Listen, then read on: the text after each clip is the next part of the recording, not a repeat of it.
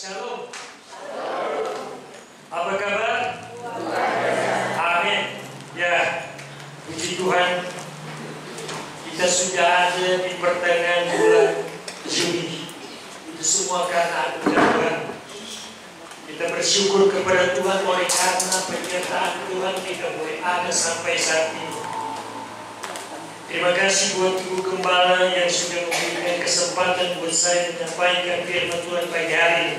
Bapak Ibu, pagi hari ini kita akan belajar dari satu tokoh di Alkitab, seorang Nasir, seorang yang dikuduskan, dipisahkan, tetapi dia juga mengalami yang namanya kegagalan. Bapak Ibu, pagi hari ini kita belajar, mungkin Bapak Ibu sudah tahu apa yang kita mendengar pagi hari ini soal tokoh Nasir. Siapa seorang tokoh dalam Alkitab yang menjadi Nasir Allah? Samson. Mungkin Bapak Ibu cuma tahu persoalan Samson cuma sama Delila. Tapi kalau kita membaca kitab Hakim-Hakim, itu Delila hanya yang ketiga. Samson jatuh kepada 3 perempuan, yaitu perempuan Timna, perempuan Gad, dan terakhir adalah Delila. Tapi pagi hari ini kita akan belajar bagaimana karakter atau kerohanian Samson yang membuat dia jatuh. Bagi saya itu adalah kegagalan dalam hidup Samson. Walaupun Samson sudah dipersiapkan untuk menjadi Nasir Allah. Apa sih itu Nasir? Nasir berbicara adalah orang yang sudah dipisahkan, artinya orang yang sudah dikuduskan menjadi Nasir, mengabdikan dirinya kepada Tuhan. Itulah Nasir. Seorang Nasir, dia tidak boleh, pertama dia tidak boleh potong rambutnya. Kedua, dia tidak boleh dekat dengan bangkai atau mayat. Dan Nasir, seorang Nasir, dia harus menguduskan dirinya setiap hari. Itulah Nasir. Bapak Ibu, mari kita sama-sama buka Alkitab Hakim-Hakim 13 ayat 24 sampai 25. Dan kita akan lanjut di Hakim-Hakim 14 ayat 1 sampai 9. Tapi kita baca Hakim-Hakim 13 ayat 24 sampai 25. Lalu perempuan itu melahirkan seorang anak laki-laki dan memberi nama Samson kepadanya.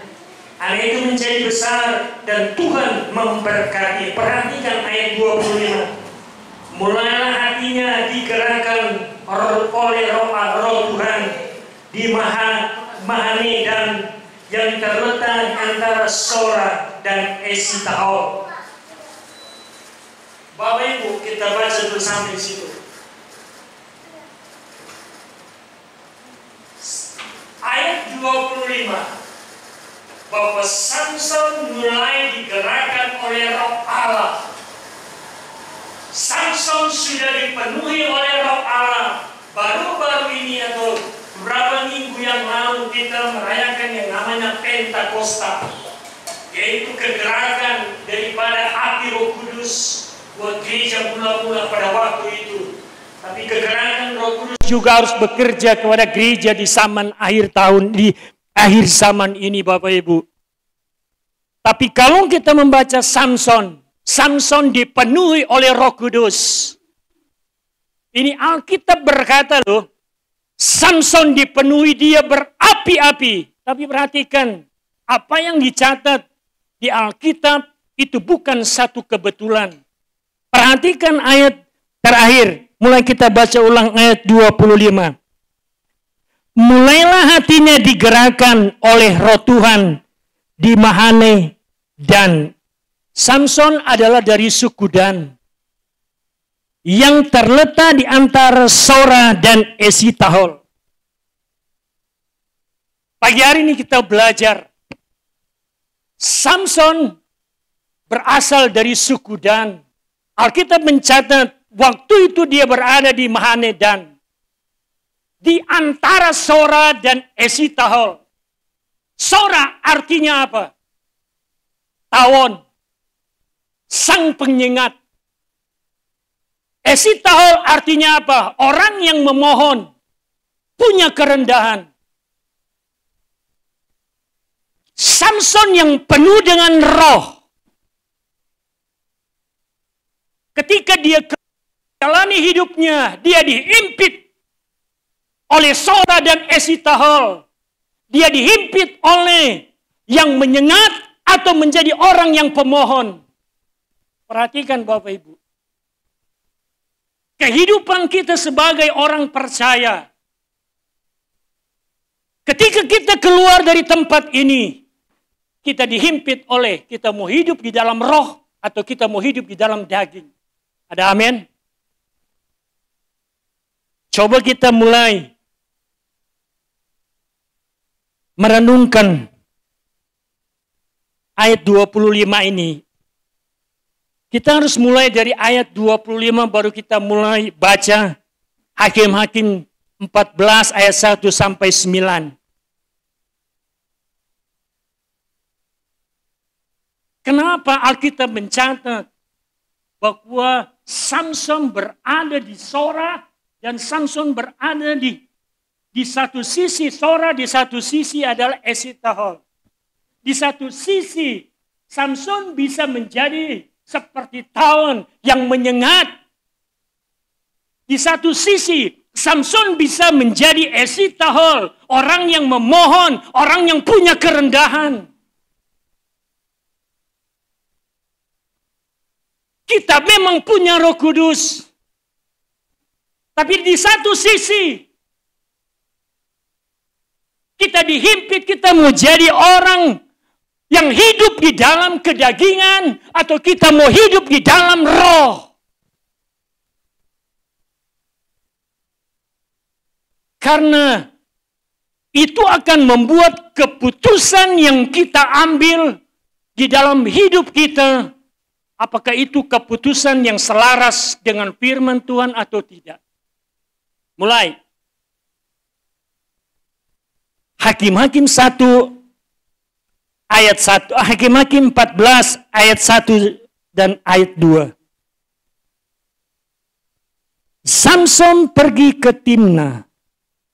Di situ ia melihat seorang gadis Filistin. Ia pulang dan memberitahukan kepada ayah dan ibunya. Di Timna aku melihat seorang gadis Filistin.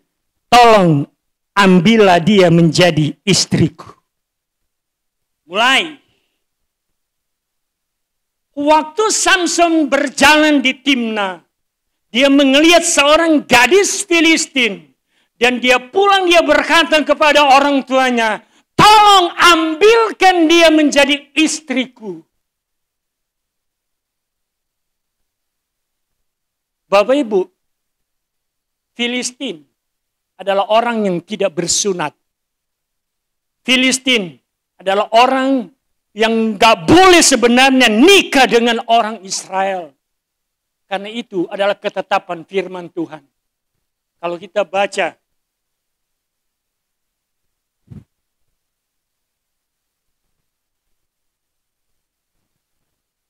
dia berkata, tolong ambilkanlah dia menjadi istriku. Pertanyaannya, Samson yang dipenuhi oleh Roh Kudus, kenapa di ayat 1 ini tiba-tiba dia mau ambil istri seorang Filistin? Sora dan Esitahol. Kita mau jadi orang penyengat, kita mau jadi seperti dunia atau kita mau jadi Esitahol atau menjadi orang yang memohon, yang punya kerendahan. Itu pilihan, itu keputusan.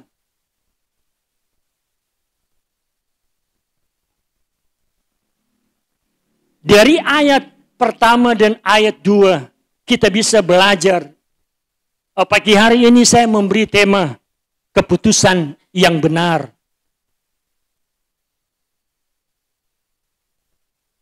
ayat 1 dan ayat 2 kita belajar bahwa keputusan Samson adalah keputusan yang dia ambil berdasarkan apa yang dia lihat, berdasarkan apa yang dia suka, tidak berdasarkan apa yang Tuhan mau. Artinya gini, keputusan yang Samson ambil tidak selaras, tidak sejalan dengan firman Tuhan. Keputusan yang Samson ambil tidak sesuai dengan kehendak Tuhan. Kenapa saya bilang tidak sesuai dengan kehendak Tuhan? Perhatikan. Mari kita baca Keluaran 34 ayat 16. Bisa ditampilkan. Keluaran 34 ayat 16. Apabila engkau mengambil anak-anak perempuan mereka menjadi istri anak-anakmu, dan anak-anak perempuan itu akan berzina dengan mengikuti alam mereka, maka mereka akan membujuk juga anak-anakmu laki-laki untuk berzina dengan mengikuti alam mereka. Ini ketetapan firman Tuhan. Coba kita baca lagi Bapak Ibu. Yosua 23 ayat 12. Yosua 23 ayat 12. Sebab jika kamu berbalik dan berpaut kepada sisa bangsa-bangsa ini yang masih tinggal di antara kamu, kawin mengawini dengan mereka, serta bergaul dengan mereka, mereka dengan kamu. Ini ketetapan Tuhan pada zaman Yosua. Artinya apa? Bahwa Tuhan tidak mau bangsa Israel itu menikah dengan orang yang tidak bersunat. Pada zaman dahulu, seorang yang tidak bersunat adalah kafir.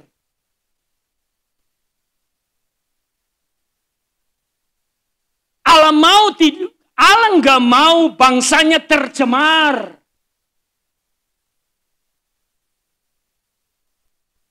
Perhatikan ayat seterusnya. Tetapi ayah dan ibunya, ayat 3, masih tetap pasal 14. Tetapi ayah dan ibunya berkata kepadanya, tidakkah tidak adakah di antara anak perempuan sanak saudaramu atau di antara seluruh bangsa kita seorang perempuan sehingga engkau pergi mengambil istri dari orang Filistin, orang yang tidak bersunat itu? Keputusan yang Samson ambil adalah keputusan yang tidak selaras dengan firman Tuhan. Artinya apa? Keputusan yang Samson ambil berdasarkan apa yang dia lihat. Keputusan yang Samson ambil berdasarkan apa yang dia suka. Samson berkata, aku suka dia, tolong jadikan dia istriku. Kalau keputusan yang kita ambil sebagai orang percaya berdasarkan apa yang kita suka, berdasarkan apa yang kita lihat, kita enggak sesuai dengan keputusan-keputusan yang selaras dengan firman Tuhan. Ada amin Bapak Ibu? Samson memang hebat, kuat secara fisik, tapi kerohaniannya lemah. Jangan kita menjadi orang fisik kita besar, atau kita berbadan kekar, atau kita sehat, atau kita fisik kita baik-baik saja. Tapi sesungguhnya kerohanian kita dangkal. Bahwa sesungguhnya kerohanian kita seperti yang dialami oleh Samson. Pertama, bahwa keputusan yang kita ambil dalam hidup kita, keputusan yang selaras dengan firman Tuhan.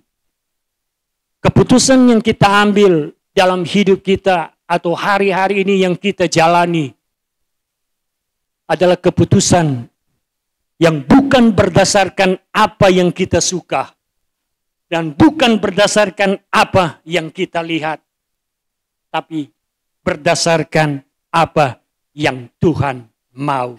Ada amin? Yang kedua, Bapak Ibu,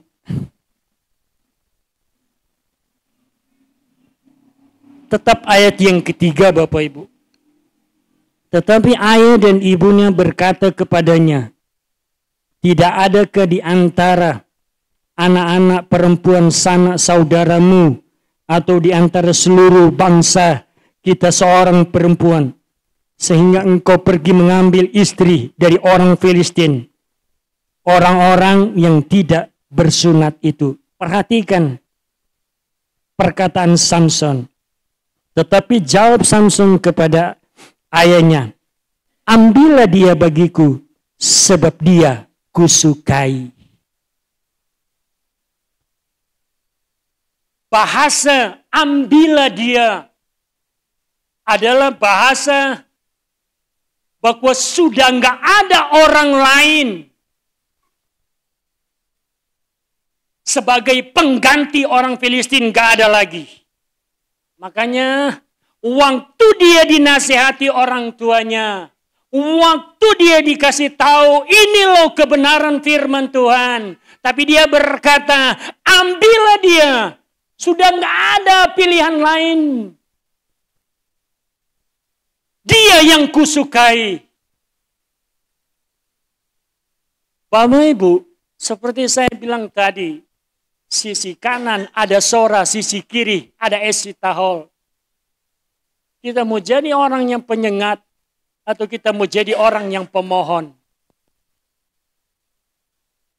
Kita mau jadi orang yang hidup di dalam daging atau kita mau jadi orang yang hidup di dalam roh?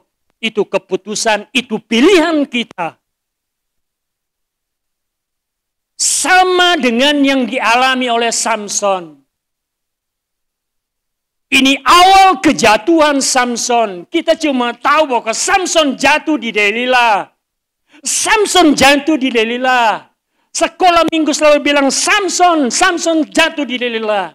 Tapi awal kejatuhan Samson berawal di ayat ini, Bapak Ibu.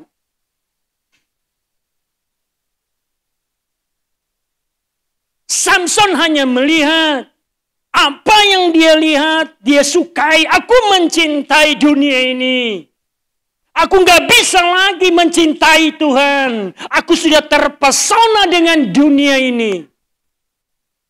Itu warning buat saya dan saudara. Dunia sekarang sedang menawarkan hal-hal yang membuat kita suka dan kita meninggalkan Tuhan. Dunia sekarang sedang menawarkan bahwa kita sibuk dan kita mulai meninggalkan Tuhan. Itu yang dunia tawarkan saat ini, Bapak Ibu. Kalau kita sudah terlanjur cinta sama dunia, kalau kita sudah terlanjur cinta sama dunia, kita bisa berkata seperti Samson. Ambillah dia, nggak ada pilihan lagi, Pak Mi. Sudah dia yang aku cintai. Sorry ya, aku sudah terlalu cinta sama dunia ini. Aku sudah terlalu nyaman dengan kehidupan saya ini. Gereja no. Tuhan no.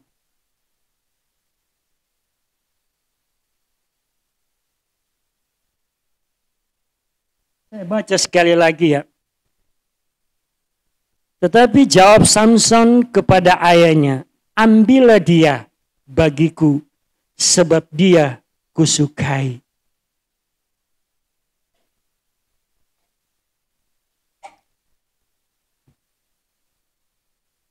Ayat 4. Mungkin Bapak Ibu kalau baca ayat 4 pasti bertanya-tanya, apa ini seizin Tuhan? Mari kita baca, Bapak Ibu. Tetapi ayahnya dan ibunya tidak tahu bahwa hal itu daripada Tuhan asalnya. Sebab Memang Samson harus mencari gara-gara terhadap orang Filistin. Karena pada masa itu orang Filistin menguasai orang Israel.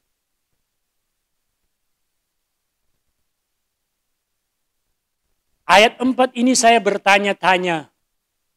Ketika saya merenungkan firman ini. Apakah ini kehendak Tuhan? Apakah ini maunya Tuhan? Tapi pertanyaannya, apakah Tuhan merancangkan kecelakaan buat saya dan saudara? Enggak ada Tuhan merancangkan. Memang jalannya Samson seperti ini. Tapi Tuhan tidak merancangkan supaya Samson terjerumus kepada dunia ini. Tuhan tidak merancangkan bahwa Samson harus nikah dengan orang Timna. Tapi keputusan yang Samson ambil, itu adalah keputusan Samson sendiri. Walaupun firman Tuhan berkata, dia penuh dengan roh. Ini ayat, ini firman Tuhan yang kita baca, ini pelajaran buat saya dan saudara. Bahwa kita menjadi orang Kristen, walaupun kita penuh dengan roh, walaupun kita punya Roh Kudus, tapi kita jangan sombong. Kita jangan angkuh bahwa kita sudah dewasa rohani. No. Ketika kita keluar dari tempat ini, kita akan menghadapi Sora, kita akan menghadapi Esitahol. Itu pilihan kita. Kita mau jadi orang penyengat atau kita menjadi orang pemohon, itu pilihan. Itu keputusan saya dan saudara. Benar Bapak Ibu, kita belajar dari Samson loh. Samson ini sudah memang dianugerahi menjadi nasir. Coba kita baca pasal 13 ayat 5. Tujuan sebenarnya Tuhan buat Samson. Ayat 5 pasal 13 ayat 5. Sebab engkau akan mengandung dan melahirkan seorang anak laki-laki. Kepadanya takkan cukur. Sebab sejak dari kandungan ibunya anak itu menjadi seorang nasir Allah, menjadi nasir Allah, dan dengan dia akan mulai menyelamatkan orang Israel dari tangan orang Filistin. Tujuan Allah buat Samson adalah menjadi penyelamat buat orang Israel. Karena orang Israel pada waktu itu sedang bergejolak dengan orang Filistin. Tapi perhatikan ayat yang ke-7. Tetapi ia berkata kepadaku, engkau akan mengandung dan melahirkan seorang anak laki-laki. Oleh sebab itu jangan minum anggur atau meminum yang memabukkan. Jangan makan sesuatu yang haram. Sebab sejak dari kandungan ibunya sampai pada hari matinya, anak itu menjadi seorang nasir Allah. Ada hal-hal yang gak boleh dia lakukan. Ada hal-hal yang harus dia jauh. Ada hal-hal yang harus dia pertahankan hidupnya sebagai seorang nasir. Kita ini adalah sebagai orang-orang pilihan Tuhan. Saya dan saudara orang-orang yang sudah dipisahkan. Makanya gereja yang artinya eklesia. Eklesia yang artinya apa? Orang-orang yang dipisahkan dari kehidupan yang lama, kehidupan yang baru. Itulah eklesia. Nah, kalau kita sudah menjadi anggota, kita sudah mencintai gereja, berarti kita juga menjadi orang-orang nasir. Kita menjadi orang-orang yang dipisahkan, dikuduskan. Ada hal-hal ketetapan ini di dalam perjanjian lama yang gak boleh dilanggar. Tapi Samson, dia gak mendengar. Jadi keputusan yang Samson ambil adalah keputusan dia tidak mendengar dan dia tunduk sama otoritas. Sebagai orang percaya, kadangkala kita mau tutup telinga. Kita nggak mau dengar nasihat atau masukan dari orang tua rohani kita. Kadangkala maaf kata, kadangkala kita masa bodoh. Kadangkala kita nggak mau tunduk. Kita mau rasa saya lebih hebat. Saya sudah tahu Alkitab dari Kejadian sampai Wahyu. Kita merasa hebat. Kerohanian kita sudah mantap. Kita merasa kita sudah dewasa rohani. Kita tutup telinga dengan nasihat. Kita nggak tunduk sama otoritas. Itu yang dialami oleh Samson. Samson nggak mau dengar. Samson nggak mau tunduk sama orang tuanya. Orang tua di sini berbicara adalah orang tua rohani. Bapak Ibu, keputusan yang kita ambil, keputusan yang harus selaras dengan firman Tuhan. Kita harus tunduk, kita mulai dengar suara Tuhan. Bapak Ibu tahu kisahnya, pasti Bapak Ibu sering baca kisah Daud. Waktu Daud pulang dari peperangan, terus dia sampai di tempat tinggalnya. Dia melihat tempat tinggalnya, Siklak. Dia melihat Siklak itu sudah terbakar. Dan dia melihat bahwa sudah nggak ada istri-istri dan anak-anaknya sudah dibawa sama pemberontak. Tapi kalau kita membaca kisah Daud di Siklak, Daud mulai bertanya sama Tuhan, apakah saya maju atau tidak? Tapi Tuhan berbicara, maju, maju. Pastikan bahwa kita mendengar. Bagaimana kita mendengar, Bapak Ibu? Kenapa saya mau bilang keputusan yang Samson ambil? Karena Samson tidak mendengar dan tidak tunduk. Saya baca ayat ini, kisah Samson ini. Kita melihat bahwa kehidupan Samson seperti kehidupannya Raja Saul. Tidak ada di Alkitab ini atau di Hakim-Hakim ini. Kita belajar bahwa bagaimana keintiman Samson dengan Tuhan. Walaupun dia seorang nasir, walaupun dia seorang yang dikuduskan, walaupun dia orang yang dikhususkan, tapi kita baca di Hakim-Hakim 13, 14, 15, 16. Kita hanya menemukan bahwa Samson mencintai perempuan Timna. Samson mencintai perempuan Gad. Samson mencintai Delila. Tidak ada Samson punya keintiman pribadi dengan Tuhan. Kenapa saya bilang keputusan yang Samson ambil, Samson mengambil satu keputusan, dia tidak mendengar dan dia tidak tunduk sama otoritas. Samson tidak bertanya sama Tuhan. Samson tidak mendengar suara Tuhan pada waktu itu. Artinya apa, Bapak Ibu? Tidak ada keintiman antara Samson dengan Allah. Tidak punya hubungan pribadi, Bapak Ibu. Coba kalau Bapak Ibu baca-baca, pasti Bapak Ibu geleng-geleng kepala. Seorang nasir, Bapak Ibu. Kalau kita baca tokoh-tokoh yang lain, dia bawa persembahan kepada Tuhan. Dia menyembelih domba, dia berikan kepada Allah. Di sini cuma dicatat, waktu Samson membalas,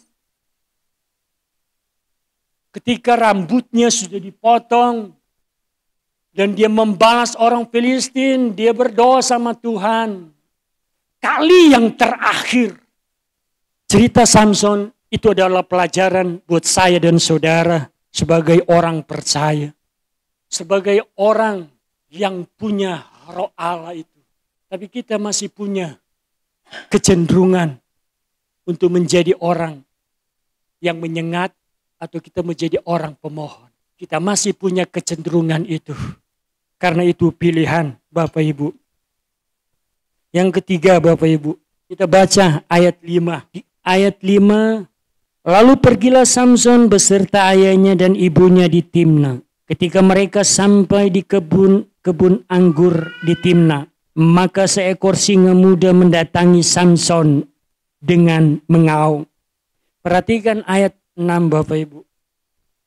Saya juga geleng-geleng kepala membaca kisah Samson ini. Ketika Samson sedang berperang, pasti ayat ini pasti ada Bapak Ibu. Pada waktu itu berkuasalah roh Allah atas dia. Pada waktu itu berkuasalah roh Tuhan atas dia. Singa itu dicabitnya seperti orang mencabit anak kambing. Tanpa apa-apa di tangannya. Tetapi tidak diceritakannya kepada ayah dan ibunya apa yang dia lakukan. Perhatikan ayat 7. Maka pergilah ia di sana lalu bercakap-cakap dengan perempuan itu. Sebab Samson suka kepadanya lagi-lagi suka, lagi-lagi cinta Bapak Ibu. Setelah beberapa waktu ia kembali ke sana untuk kawin dengan perempuan itu. Ketika ia menyimpang dari jalan untuk melihat bangkai singa itu, tampaklah ada kawanan lebah pada kerangka singa itu dan juga madu. Dikeruknya madu itu ke dalam tangannya dan sambil memakannya ia berjalan terus. Kemudian pergilah ia kepada ayahnya, ayah dan ibunya, dan memberikannya juga kepada mereka. Lalu mereka memakannya, tetapi tidak diceritakannya kepada mereka bahwa madu itu dikerutnya dari kerangka singa. Bapak Ibu, ayat yang kita baca tadi sangat bertentangan dengan apa yang dikatakan oleh ayat 6. Sama dengan ayat 25 pasal 13. Berkuasalah roh Allah atas Samson.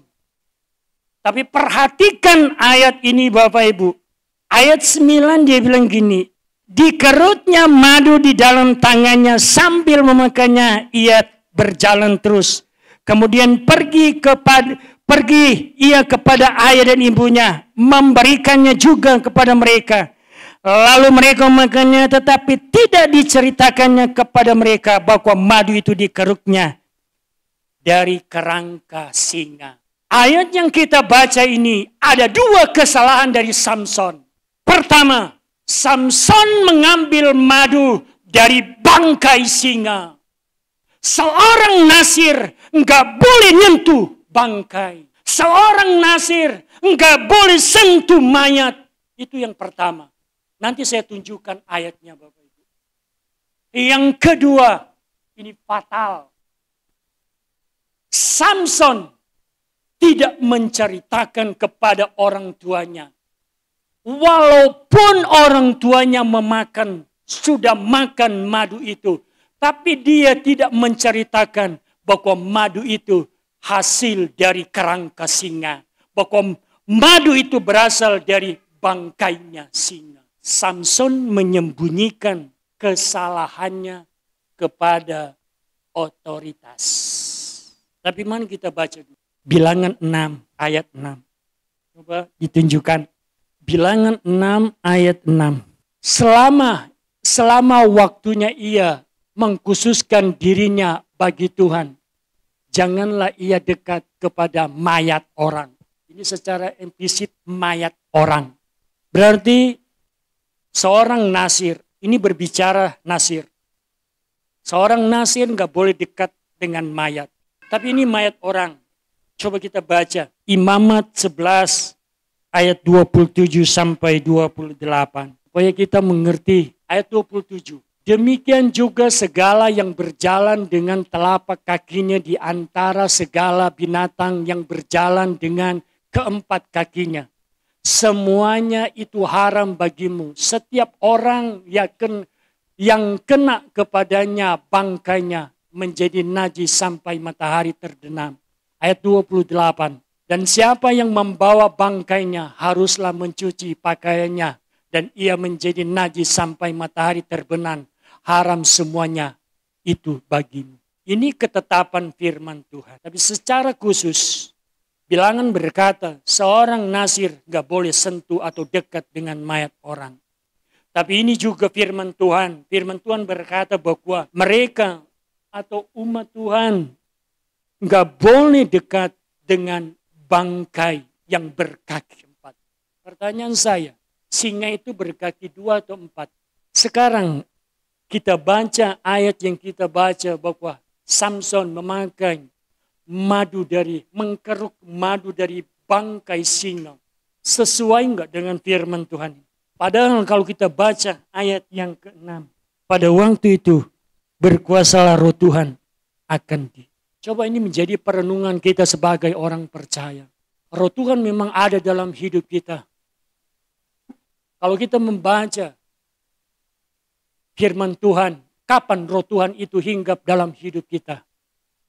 Kalau kita membaca kisah seorang perwira di Kapernaum, waktu dia bertemu dengan Yesus, Yesus cuma bilang sama dia bahwa dia harus lahir kembali. Artinya apa? Dia bertanya, masa saya harus kembali masuk lagi ke rahim ibunya? Enggak, bukan begitu. Tapi engkau harus mengalami yang namanya baptisan. Dalam bahasa Yunani adalah bahasa aslinya adalah baptiso. Artinya adalah masuk ke air dan keluar. Artinya apa? Adalah kita mengalami yang namanya kematian seperti Kristus dan kita mengalami kebangkitan seperti Kristus. Artinya apalagi kalau kita yang namanya dibaptis, dosa kita mati ketika kita masuk ke dalam air. Dan ketika kita keluar dari air, kita menjadi orang yang baru. Saat Yesus dibaptis,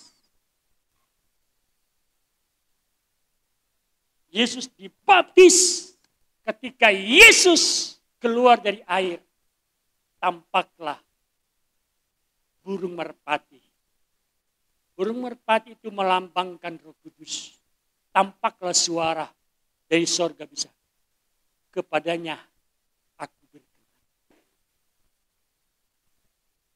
Maaf ya, kalau ini saya harus katakan. Kalau kita belajar Alkitab, satu contoh kisah seorang perwira di Kapernaum, bahwa saat kita mengalami yang namanya baptisan atau baptiso atau selam, saat itu pula Roh Tuhan turun atas hidup kita. Karena Roh Tuhan itu datang kepada orang yang hidup baru.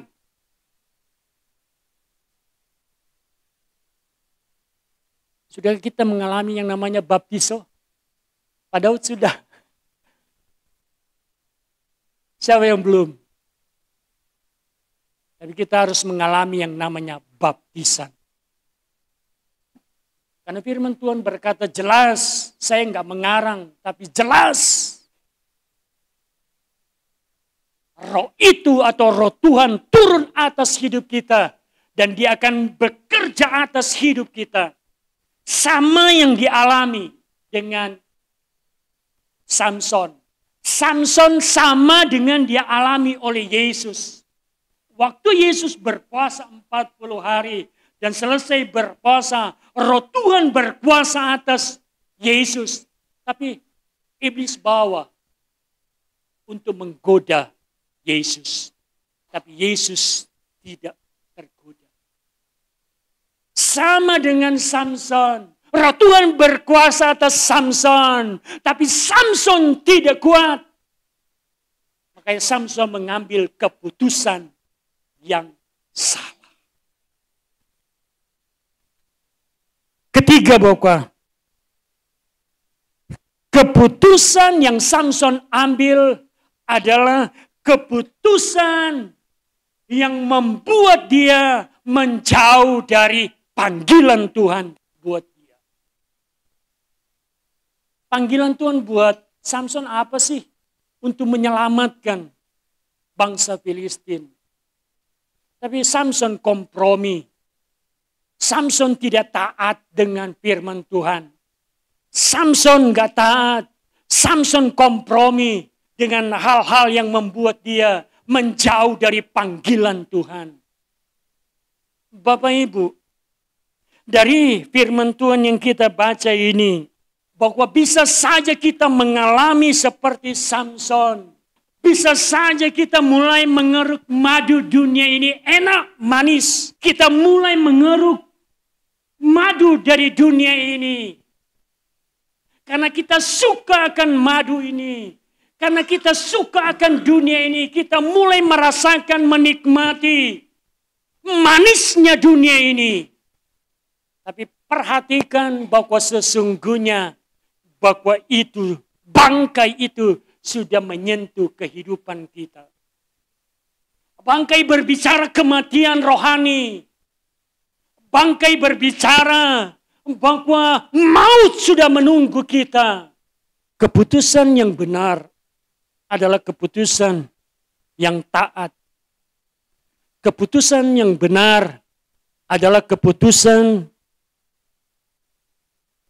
yang berkomitmen pada panggilan. Inilah awal dari kejatuhan Samson. Inilah kesalahan-kesalahan Samson. Samson nggak cuma jatuh sama Delila. Yang kita tahu, kita sering peragakan game Samson dengan Delila. Delila itu terakhir. Tapi ternyata Samson itu jatuh sama perempuan Timna. Samson mencintai. Pelajaran apa yang kita ambil dari kehidupan Samson sebagai orang percaya? Seperti saya bilang tadi, jangan kita sombong bahwa kita sudah dipenuhi oleh Roh Kudus. Kita berlagak bahwa kita sudah dewasa rohani. Kita sudah sombong rohani. Enggak. Kita keluar dari tempat ini. Kita dihimpit Sora. Kita dihimpit oleh Sora dan Esitahol. Kita dihimpit. Kita mau jadi orang yang penyengat. Atau kita mau jadi orang yang pemohon. Kita mau jadi orang yang agresif. Atau kita mau jadi orang yang rendah hati. Dunia ini dengan kerajaan Allah sangat berbeda. Dunia ini agresif, menyengat. Tapi kalau orang-orang kerajaan Allah, orang-orang yang penuh kerendahan, pemohon. Dari sini, dari kisah ini kita belajar bahwa walaupun kita dipenuhi oleh Roh, tapi kita bisa mengambil keputusan yang salah. Kita bisa mengambil keputusan yang gak selaras dengan firman Tuhan. Kita juga bisa mengambil keputusan yang menjauhkan kita dari yang namanya ketaatan. Jadilah orang Esitahol. Jadilah orang yang pemohon. Jadilah orang yang punya kerendahan. Jangan jadi orang Sora. Orang yang penyengat. Agresif. Dunia ini orang agresif. Kita senggol dikit. Mereka tambah senggol. Kita nggak marah, mereka tambah marah. Itulah dunia. Penyengat, seperti tahun, tiba-tiba menyerang. Tapi kita harus menjadi orang Esitahol. Kita pemohon. Kita punya kerendahan. Kita orang yang meminta, bertanya sama Tuhan.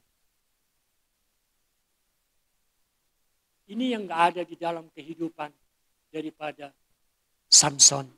Dia gak bertanya, dia gak meminta, dia gak memohon kepada Tuhan.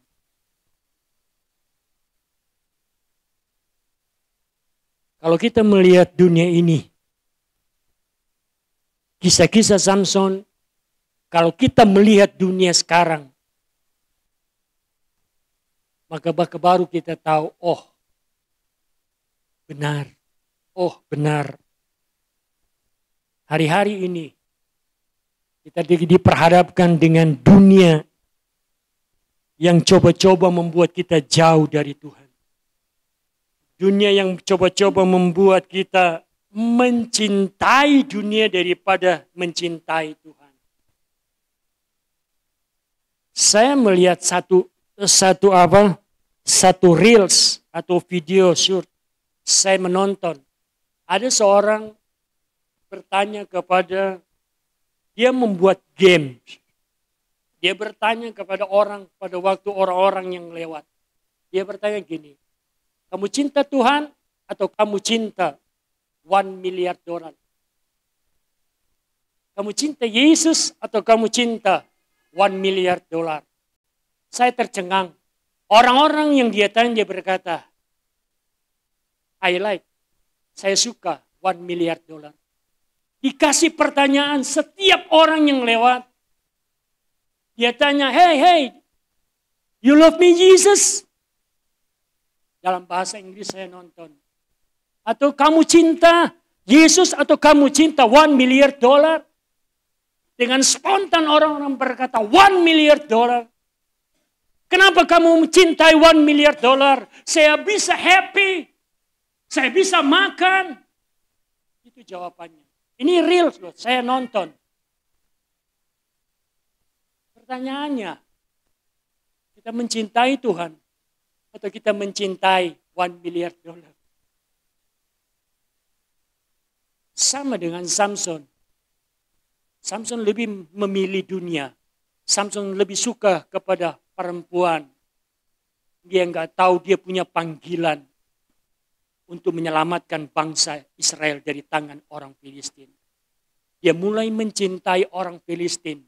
Dia mulai mencintai perempuan Filistin yang menurut Alkitab, yang menurut firman Tuhan itu nggak boleh. Karena itu mereka adalah orang-orang yang tidak bersunat. Menurut Alkitab bahwa mereka adalah kafir. Menurut Alkitab adalah mereka orang-orang yang tidak berkenan kepada Tuhan. Menurut Alkitab mereka najis. Tapi itu yang Samson suka. Pagi hari ini kita diingatkan oleh firman Tuhan.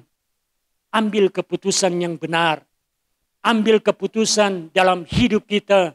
Keputusan yang selaras dengan firman Tuhan. Keputusan yang tidak menjauhkan kita dari ketaatan. Tapi mendekatkan kita kepada ketaatan. Ambil keputusan yang tidak menjauhkan kita dari panggilan Tuhan. Tapi kita tetap pada panggilan Tuhan. Ada amin? Biarlah firman Tuhan ini memberi spirit buat saya dan saudara. Memberi sesuatu yang bisa menjadi pegangan. Ketika saya baca, merenungkan firman Tuhan ini, saya bertanya-tanya dalam hidup saya. Berarti walaupun saya penuh dengan roh, walaupun saya sebagai pelayan Tuhan, walaupun saya sebagai hamba Tuhan, walaupun roh Tuhan ada di dalam kehidupan saya, tetapi bisa saya punya kecenderungan untuk mengambil keputusan yang salah. Saya bisa mengambil keputusan yang salah kalau saya mencintai dunia daripada Tuhan. Kita jangan berlagak, sekali-sekali saya bilang, kita jangan berlagak sok rohani Bapak Ibu. Ayat ini mengajarkan kita bahwa kita jangan sombong. Dan kita jangan berkata, saya sudah dewasa. Bahkan ada ayat berkata bahwa dari segi umur kita sudah dewasa.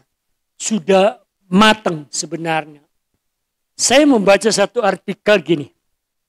Itu berbicara bahwa kita dewasa dan kita sudah tua. Dewasa enggak dewasa. Kalau kita menurut kita, orang dewasa adalah orang yang sudah umur 25 ke atas lah, sudah dewasa. Tapi firman Tuhan bilang enggak seperti itu. Karena kedewasaan itu masalah eksternal dan internal. Kenapa saya bilang masalah eksternal dan internal? Umur dilihat dari luar, tapi kedewasaan itu dilihat dari dalam. Apa yang keluar dalam hidup kita? Apa yang menjadi respon dalam hidup kita? Apa yang kita lakukan? Itu menandakan kita dewasa walaupun kita belum umur. Tapi kalau kita sudah umur, katakanlah seperti saya, 53 tahun. Dari segi umur, dari segi fisik saya sudah 53. Seharusnya saya dewasa. Tapi itu hanya dilihat dari sisi luar. Tapi ternyata saya baca bahwa kedewasaan itu harus dilihat dari sisi dalam kehidupan kita. Apa yang keluar, apa yang kita lakukan, apa yang kita katakan. Makanya dia berkata, kedewasaan itu atau umur itu dilihat dari masalahnya di eksternal dan internal. Sama dengan HP. Ada eksternal, ada internal. Kita mau lihat di mana? Di luar atau di dalam? Pak Daud sudah dewasa, rambutnya udah putih, sudah dewasa berumur. Tapi yang kita harus lihat bahwa dari dalam. Bapak Ibu, biarlah firman Tuhan ini memberi kekuatan, menjadi spirit buat kita untuk menjalani hari-hari ini. Biarlah kita mengambil keputusan yang selaras dengan firman Tuhan. Tuhan Yesus memberkati.